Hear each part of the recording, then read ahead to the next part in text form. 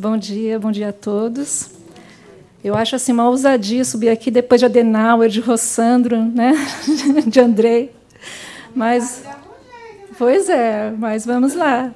Obrigada pela presença de vocês, obrigada também aos internautas que estão nos assistindo.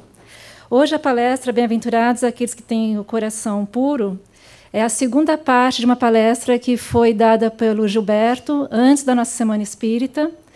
E essa parte, né, a qual me coube, é que eu fiquei muito feliz, porque eu gosto muito de falar dessa parte de instruções dos espíritos. Porque daí a gente vai analisar as mensagens, né, que têm a ver com o Evangelho do ponto de vista das mensagens desses espíritos tão iluminados. Vamos lá aqui. A tecnologia nova está o must aqui. Então, nós vamos ter hoje o estudo desses 3 mensageiros. Vamos falar sobre a mensagem de João, o evangelista, um espírito protetor, e vamos terminar com Jean-Marie Baptiste Vianney. Eles todos são espíritos que trouxeram na sua mensagem um link com o Evangelho. Mas eu acho importante, assim, cada mensagem que eu vou aqui, né, tentar esmiuçar para vocês, eu vou falar um pouco de cada um deles, porque eu não consigo desconectar o veículo da mensagem. E eu aprendi com esse estudo a ler no final da mensagem de quem é essa instrução. E assim buscar, né, na mensagem a característica de cada um desses mensageiros. Por exemplo, um é um apóstolo que caminhou com Jesus, o outro é um espírito, né, protetor, e o outro foi um sacerdote. E isso fica implícito em cada mensagem, então se torna muito interessante. Nós vamos começar, então, com São João, o evangelista, uma mensagem, né, que foi psicografada durante uma reunião mediúnica no ano de 1863. Então, eu ilustrei aqui, né, uma reunião mediúnica daquela época, e João o evangelista. Eu prefiro vê-lo assim, ainda menino, né, acompanhando Jesus.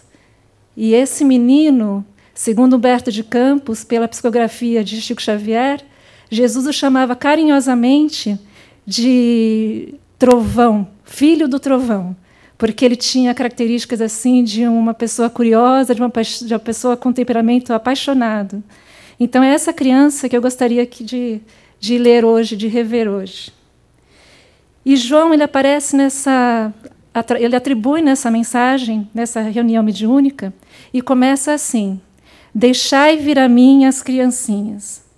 E prossegue: essas palavras profundas em simplicidade não implicam o chamamento das crianças, e sim o das almas que gravitam nos círculos inferiores, onde a infelicidade ignora a esperança. Então, o que acontece aqui? A gente traz para essa frase, deixai vir as minhas criancinhas, não aquela imagem da criança como uma faixa etária, né? E sim a criança que nós temos dentro de todos nós, aquela imaturidade espiritual, a nossa infância intelectual. Então, isso é muito consolador, porque a gente começa a nos perceber como adultos que ainda somos espiritualmente imaturos.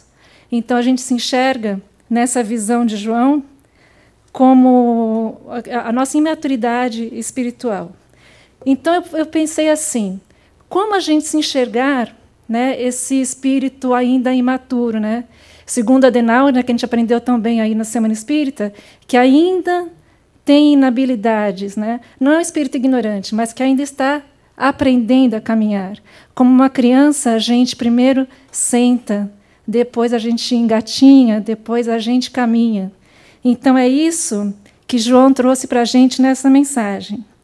E eu falei assim: vou buscar na psicologia as características, então, de uma criança. Será que nós, assim, que nos vemos adultos, né, não vejo nenhuma criança aqui, fisicamente, será que a gente se enxerga espíritos maduros também, espíritos experientes? Então, o que a psicologia nos traz? Que há características muito típicas no falar, no pensar e no sentir de cada criança. Então, a criança, ela não consegue expressar os conflitos, ela fala sem pensar, ela é egoísta, a criança ela é birrenta. E eu comecei a ver assim, gente, nós adultos somos assim ainda, essa criança existe em nós. Nós também ainda não sabemos dividir. Nós temos nossos brinquedos, né? E não sabemos compartilhar. Nós chantageamos emocionalmente outros adultos. Isso são características de crianças.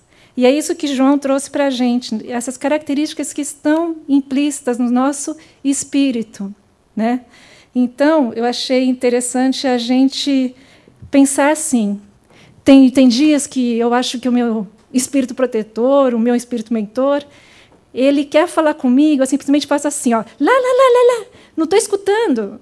Isso é típico da criança que nós somos. A gente fecha os ouvidos para as intuições, a gente fecha os ouvidos para o conselho de um amigo que pode estar sendo intuído por alguém, por algum outro espírito, né, a nos dar aquele recado. Em contrapartida, o que nós temos? Nós temos, por outro lado, a figura de uma mãe, que é carinhosa e amável, que protege, que entende seu filho, que acompanha suas mudanças, valoriza e elogia, ajuda o filho a aprender com seus erros e ama incondicionalmente. Se a gente olhar essas características, o que nos lembra? Nos lembra Deus, não é verdade? Deus é assim conosco, Ele nos ama incondicionalmente. A gente cai e Ele nos ensina a levantar. Ele está no final da nossa jornada, com os braços abertos, como a figura dessa mãe, esperando que a gente caminhe até Ele. Por isso, João diz nessa mensagem, Jesus queria que os homens se entregassem a Ele com a confiança desses pequenos seres de passos vacilantes. E termina essa mensagem, como nós sabemos que João caminhou com Jesus, né? Então, imagina só uma mensagem que ele ia finalizar, ele ia nos trazer, com certeza, alguma experiência das parábolas, ele ia nos trazer alguma experiência nesse sentido. Então, ele traz esse texto que eu achei maravilhoso e que a gente vai pontuar cada um deles. E ele diz, a ação viril está iniciada. Não se trata mais de crer instintivamente e obedecer de maneira mecânica. É necessário que o homem siga a lei inteligente, ou seja, que nós tenhamos a fé raciocinada. Nós vos ensinaremos o verdadeiro sentido das parábolas. Imagine uma pessoa que caminhou com Jesus, que participou de várias passagens com ele, e vem nos dizer isso, o verdadeiro sentido das parábolas, ou seja, viver o Evangelho, e não somente lê-lo, né, mas viver como João o viveu. Nós vos mostraremos a correlação poderosa que liga o que é, o que foi ao que é, ou seja, a imortalidade do Espírito. E eu vos digo, em verdade, a manifestação espírita se eleva no horizonte, e eis aqui o seu enviado, que vai resplandecer como o sol sobre o cume dos montes. Ele nos traz aí nada mais, nada menos do que o Espiritismo, a mensagem do que é do Espiritismo.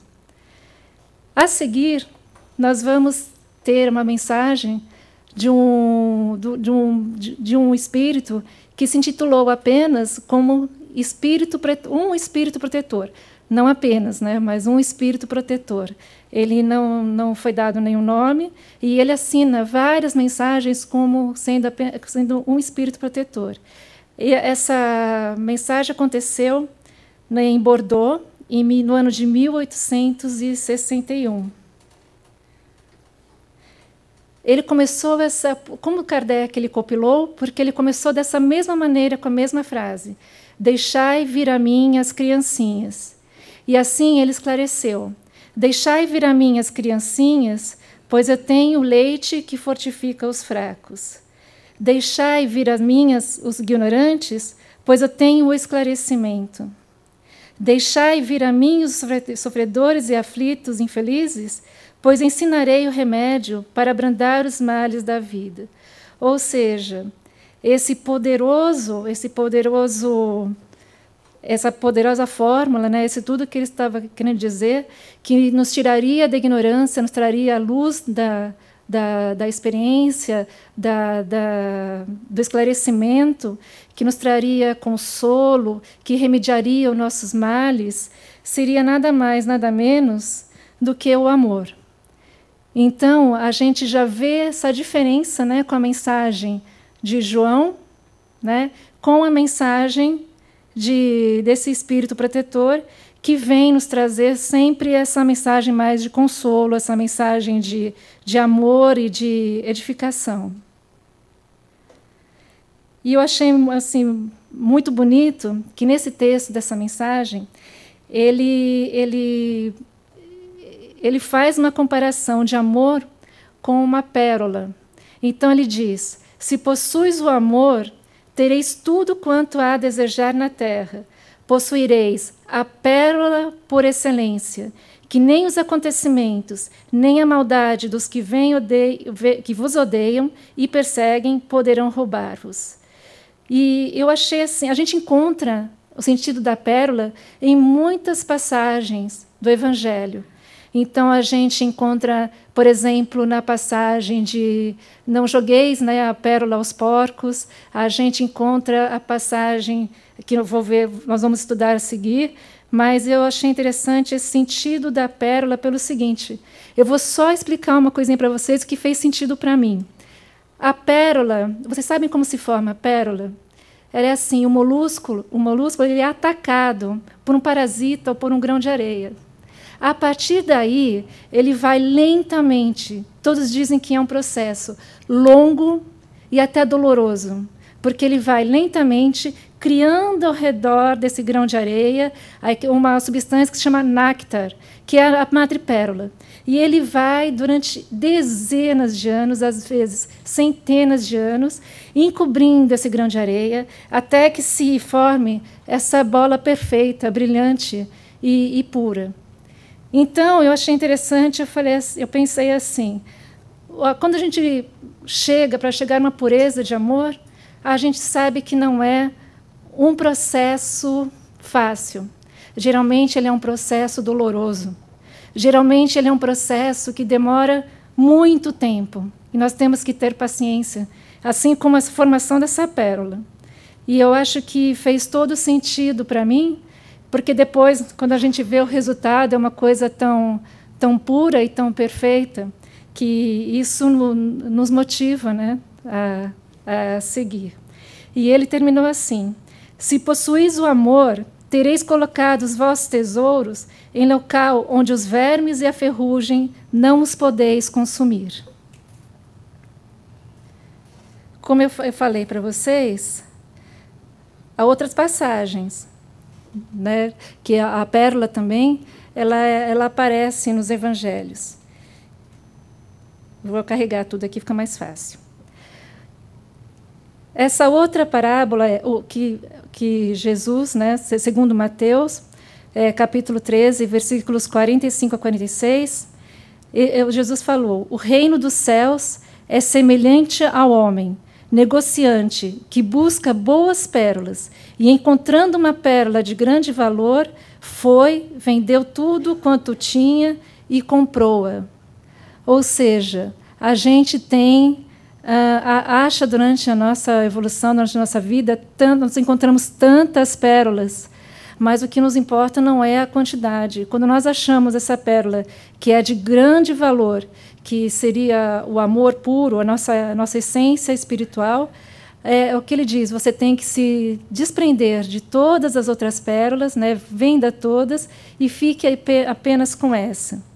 Ou seja, a dificuldade de obtenção das pérolas verdadeiras. A gente sente essa dificuldade, nós vamos ter, ao decorrer da nossa vida, essas dificuldades de encontrar essa verdadeira pérola. O reino dos céus ele é comparado a uma pérola de grande valor. Lembrando aqui que o reino dos céus não é um espaço físico, e sim um estado da alma, né? Uma plenitude espiritual. E para a aquisição da pérola, o homem vendeu tudo o que possuía. Ou seja, para o reino dos céus, para essa plenitude espiritual, a gente precisa se desfazer, né, do mundo material. E daí esse espírito, né, que se intitulou um espírito protetor nessa instrução, ele afirma que Jesus... Não, desculpa, foi através de Chico Xavier, né, Verdade e Vida, pelo Espírito Emmanuel, ele fala uma frase que tem tudo a ver com esse contexto. Afirma Jesus que o reino de Deus não vem com aparência exterior. A realização divina começará do íntimo das criaturas, constituindo gloriosa luz do templo interno. Ou seja, é a pérola que está lá, né, dentro daquela ostra, né, tão bem protegidinha, mas que nós sabemos, né, que está lá dentro de nós, que faz parte da nossa essência espiritual. E nós chegamos, né, à instrução do espírito, que é Jean-Marie Baptiste Vianney. Eu vou falar um pouquinho, né, sobre quem foi, né, Jean-Marie Baptiste Vianney. Ele era de uma família de camponeses na França. Ele era um rapaz que sempre teve inclinação para o sacerdócio. Mas como ele era de uma região na França que falava um dialeto francês e não, né, o francês, assim, a língua, né, perfeita, ele tinha muita dificuldade em entrar nos colégios, em entrar para o sacerdócio, porque ele não se achava capaz. Então, até que ele se esforçou, ele entrou para o sacerdócio e tornou-se clérigo. E o Jean-Marie Baptiste Vianney, ele foi enviado para uma cidade que se chama Ars, que fica bem perto da cidade de Lyon, da onde ele fez o sacerdócio. Então, por isso que ele é chamado também de cura d'Ars. Cura significa sacerdote.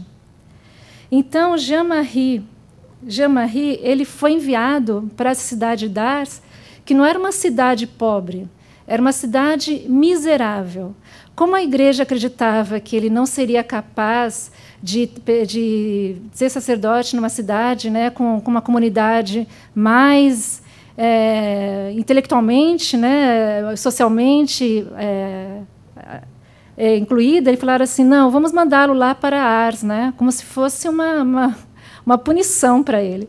Só que isso não foi uma punição para o cura d'Ars, isso foi uma dádiva. Porque como ele já tinha esse sacerdócio, ele já tinha essa dedicação ao próximo, ele sempre foi uma pessoa muito evangélica e muito dedicada aos mais humildes, ele encontrou nessa cidade completamente devastada, né, e onde as pessoas morriam de fome e viviam umas condições bem precárias, ele encontrou um terreno bastante fértil para ele exercer o sacerdócio dele. Então, dizem que ele era uma pessoa assim, muito, muito, muito fraquinha, fisicamente bem magra, porque como os seus párocos não podiam comer, não tinham que comer, ele também se negava a comer. Ele também ficava com a saúde bem fragilizada, porque ele falava, eu choro o que os meus choram. E ele tem uma história muito interessante, porque muitos de outras cidades começaram a ir para Ars, para vê-lo, porque a sua fama, né, pela sua bondade, pelo seu espírito evangélico, começou a correr, né, por toda a França. E muitos queriam se confessar com ele. E daí o Vianney, ele escreveu uma carta para Roma, e ele falou assim, eu não sei porque tantos querem se confessar, quando, na verdade, eles deveriam não se confessar em busca do perdão divino, em busca de uma absolvição. Eles deveriam se confessar em busca de aprendizado, sair daqui após, né, se confessar, mas aprender com seus erros, não cair de novo, né, nas tentações, não cair de novo nos seus pecados. E a igreja ficou assim, assustadíssima com isso, ou seja, ele já era uma pessoa com esta visão, né, de causa e efeito, essa visão de que a pessoa não é através de um perdão que ela estaria livre de tudo aquilo, e sim de uma transformação moral dela. Então, aquilo já não fazia muita parte, né, da Igreja Católica daquela época. Então, o Vianney, olha só, né, ele foi uma pessoa muito especial, né, e Kardec teve, né, essa sensibilidade de copilar essa mensagem e juntar a este estudo, né, a essa parte do Evangelho segundo o Espiritismo que diz sobre a bondade do coração, né, a pureza do coração. Então, olha, essa imagem, gente, é apenas uma imagem ilustrativa, tá? Não é da menina que apareceu nessa reunião mediúnica que aconteceu em Paris em 1863. Eu fico vendo essas ilustrações, né, dessas reuniões mediúnicas, eu falo assim, gente, será que já estivemos lá? Eu falei, que sensação, deve ser maravilhosa você estar presente numa reunião dessas, onde você tem nada mais, nada menos do que uma mensagem de João, o evangelista, né, no ano 61. Depois você tem um espírito protetor daquele calibre, com aquela mensagem linda, maravilhosa. E você chega aqui, né, ao Cura d'Ars, que foi um sacerdote tão diferenciado. Então, nessa reunião especificamente, o que aconteceu? Um dos integrantes dessa mediúnica levou uma menina cega, que havia ficado cega, ela não era uma menina cega de nascença. Então, ele contava que os espíritos ali, né, que aparecessem, pudessem interceder, né, a favor dessa menina e que a curassem, né, milagrosamente. Porém, quem apareceu nessa reunião foi nada mais, nada menos do que o Cura d'Ars, para dar uma mensagem assim muito, muito bonita, que eu não coloquei aqui o trecho inteiro, mas depois, se vocês puderem ler, é realmente uma mensagem bem bonita do Cura d'Ars. Eu vou colocar apenas algumas partes. Então, é lógico que no primeiro momento ele se emocionou bastante com a dor daquela menina, ele se emocionou bastante com as condições, né, daquela menina e da pessoa também, que compunha aquela mesa, por ter se sensibilizado e ter acreditado na possibilidade dos espíritos fazerem alguma coisa por ela. Então, nesse primeiro momento, ele se compadece, ele tem compaixão pela menina. Porém, ele diz também, em vossas aflições, olhai o céu e dizei do fundo do coração, meu Pai, curai-me, mas fazei que a minha alma doente seja curada antes das enfermidades do corpo, que minha carne seja castigada, se necessário, para que a minha alma se eleve para vós, com a brancura que possuía quando a criastes. Ou seja, a gente percebe aí nessas palavras, né, do Cura d'Ars, que ele já fala que aquela enfermidade, né, do corpo, ela não é nada se não for curada a enfermidade da alma. Então, que ali ele nada poderia fazer. E, como nós já vimos aqui, né, no Bem-aventurados as Aflições, a gente vê que o mal, né, o mal é o remédio. Então, para aquela menina, o que aconteceu? O Cura d'Ars, ele viu o passado como espírito, ele viu o passado daquela menina, ele observou o presente que ela estava, mas ele vislumbrou o futuro daquela menina. Então, no que ele vislumbrou, esse futuro da menina, ele viu que aquilo nada mais era do que as provas que ela tinha que passar, que isso provavelmente era fruto, né, de algum, era já efeito, né, de alguma causa, de alguma aflição, de alguma coisa que ela causou, e que aquela perda da visão só lhe traria benefícios. E não era, na verdade, né, um castigo ou uma punição para aquele espírito. E ele ainda diz, os que estão privados da vista deviam considerar-se como os bem-aventurados da expiação. Lembrai-vos de que o Cristo disse que era necessário arrancar o vosso olho se ele fosse mau, e que mais valia tirá-lo ao fogo, que será causa da vossa perdição. que o Gilberto deve ter falado disso, né, na semana que antecedeu a Semana Espírita, que sobre o escândalo, né, sobre que é melhor a gente não ter aquele problema, a gente ter, se você está cego, então arranque os seus olhos, né, no sentido figurativo, se você perde a visão, porque às vezes a vista elas nos leva a caminhos tortuosos, elas nos engana, e quando fechamos os olhos, a gente é capaz de ver algumas situações com mais clareza do que quando nós estamos com os olhos abertos. E ele diz mais: os privados da visão têm a chance de viver a vida das almas, a vida espiritual. Pode, com mais facilidade, olhar para dentro de si mesmo e conhecer-se. Quando nós fechamos os olhos, pense bem, quando nós fazemos uma oração, nós a fazemos de olhos fechados, porque parece que assim a gente se conecta melhor ao Criador. Ele desenvolve a nossa sensibilidade. As pessoas com deficientes de visão, elas acabam por ter uma percepção ambiental muito maior do que aqueles que enxergam. Então, elas desenvolvem outros sentidos. A visão material pode levar a caminhos ilusórios e tortuosos aqueles que não aprenderam a ver com os olhos do coração.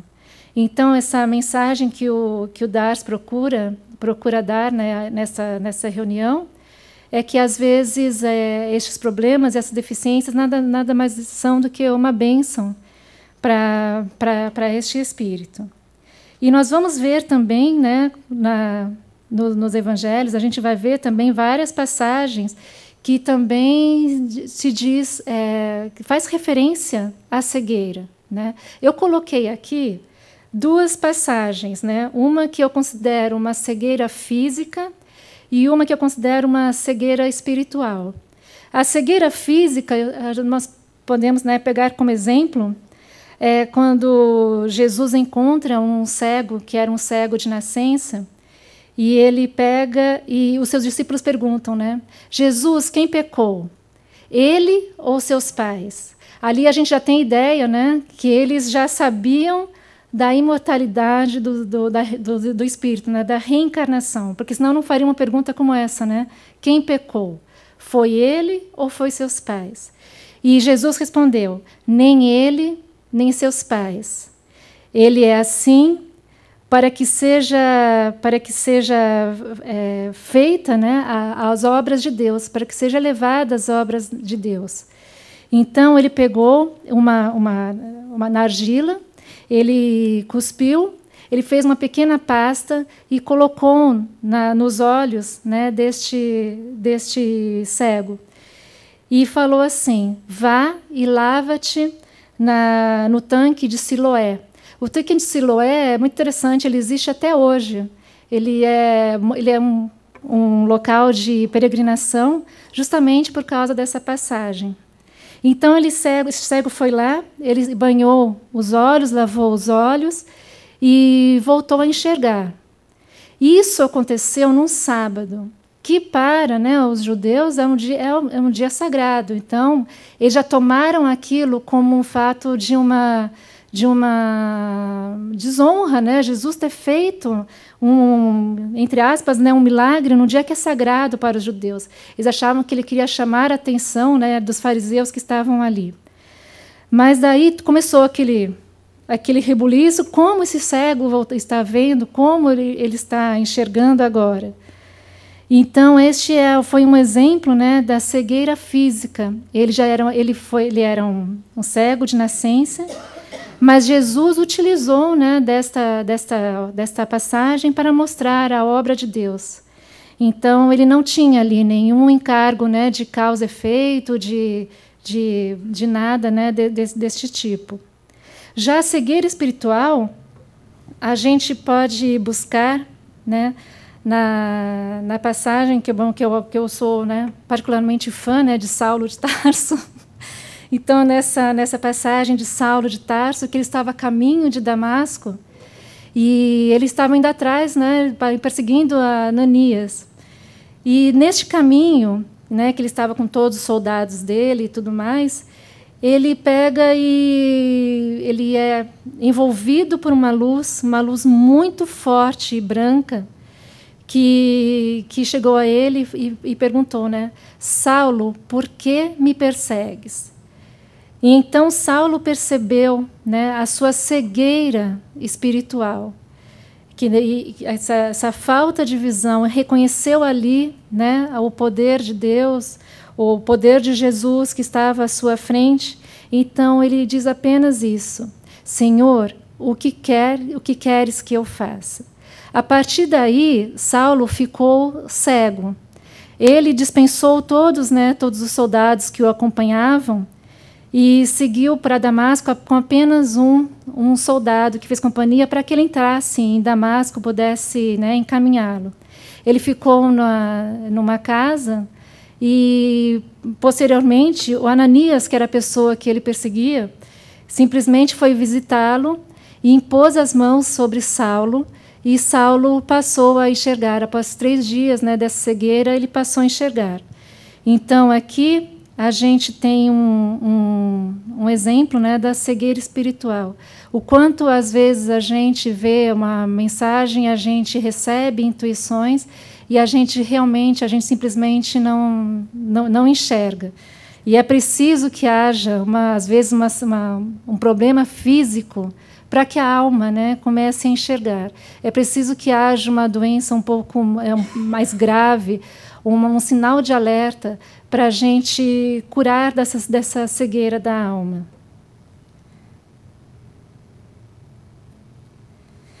Então, a mensagem termina: o olho aberto está sempre pronto a fazer a alma cair. O olho fechado, pelo contrário, está sempre pronto a fazê-la subir até Deus. Eu gostaria agora de fazer uma experiência com vocês, porque aqui no nosso estudo a gente falou sobre a imaturidade do espírito, né, sobre a infância intelectual do espírito, que é deixar vir a mim as criancinhas. E, por outro lado, tivemos também a mensagem, né, que foi dada por Cura Dars, que é: bem-aventurados aqueles com os olhos fechados. Eu fiz essa experiência e eu achei sensacional. Eu sou uma pessoa, assim, meu marido sabe, eu sou uma pessoa muito autocrítica, sabe? Então, para mim, estar aqui com vocês, eu chego em casa e fico analisando: eu devia ter falado aquilo, devia ter feito isso, dessa forma e tal. Então, isso para mim era uma coisa extremamente dolorosa. Então, isso que vocês estão me permitindo subir aqui, falar com vocês, passar essas mensagens, é para mim assim um ato de caridade de vocês. Porque, assim, dessa maneira, eu posso trabalhar isso em mim, eu posso ser menos crítica comigo. Então, esse exercício que eu fiz foi um sonho que eu tive. Porque a minha irmã, eu sou gêmea, para quem não sabe, né? Então, eu sou gêmea e a minha irmã, ela é assim como eu. Então, eu até liguei para ela depois desse sonho e falei assim: faça isso, entendeu? Faça esse exercício. Como a gente falou de criança e a gente falou de olhos fechados, neste sonho foi assim: eu estava, lógico, né? Provavelmente eu estava desdobrada, e daí eu vi uma criança chorando num canto. E era eu que dava uma bronca nessa criança, uma bronca assim, de dar dó, sabe? Com vontade de castigar, e não porque você fez assim, você fez assado, com o dedo em riste. Na hora que essa criança virou, essa criança era eu pequenininha. Era a minha imagem. Eu lembro, eu tinha um cabelo assim, chanelzinho, sabe? Aquela com franjinha, assim, que eu acho que minha mãe botava uma tigela e cortava. E eu olhei assim, e aquilo me assustou. E, ao mesmo tempo, eu falei: eu tenho que acolher essa criança em mim. Eu tenho que ter compaixão por essa criança. Eu tenho que ser menos crítica com essa criança. Então, o exercício que eu gostaria que vocês fizessem é que vocês fechassem os olhos, que vocês se percebessem crianças imaturas, espíritos ainda, né, com inabilidades, como a Adenauer disse que nós somos, né? Crianças que ainda estão caminhando.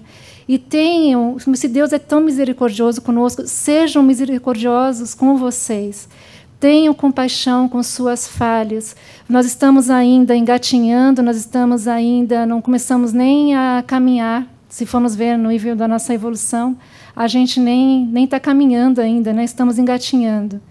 Então, tomem essa criança que você tem dentro de você, que é seu espírito ainda, né, imaturo. Tome com carinho em seus braços. Abrace, tenha compaixão. Perdoe quando ele errar. Perdoe quando ele tropeçar. Porque ele faz parte do adulto que você se tornou hoje. E você teve que passar por essa criança para você chegar ao adulto que você é. Muito obrigada a todos e bom dia.